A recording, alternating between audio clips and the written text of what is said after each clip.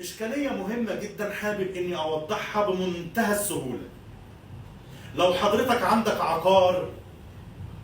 يعني شقة، وبتأجر هذه الشقة، لازم ولا بد لو بتأجرها لواحد متزوج جديد، أو واحد مطلق زوجته الأولى ومتجوز جوازة تانية، أو زوج وزوجة، لازم ولا بد إنك تمضي الزوجة على إنها تعلم إن هذا المسكن هو مستأجر، يعني بند تكتب فيه إن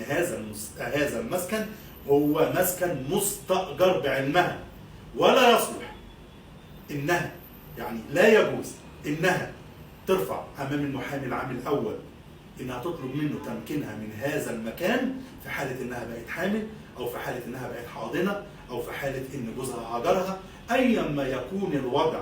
لازم إن الزوجة تمضي شاهدة وضامنة متضامنة مع المستأجر اللي هو جوزها إن لا يحق لها إنها تسكن هذه العين بعد انتهاء الزيجة، أو بعد انتهاء عقد الإيجار اللي هو تم التوقيع عليه من قبل زوجها أو طليقها. بمعنى إيه؟ إن لازم الزوجة دي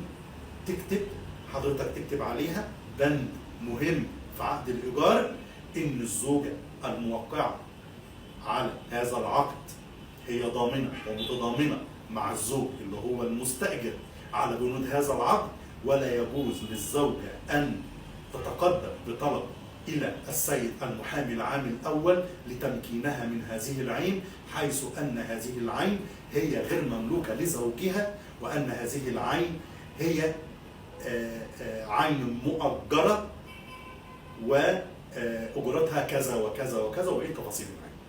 لازم تاخد بالك من هذه الأمور علشان ما تقعدش مدة طويلة إنك تسترد العين بتاعتك تاني، خاصة لو في نزاع ما بين الزوج والزوجة لا قدر الله، وربنا يكرمكم بالخير إن شاء الله.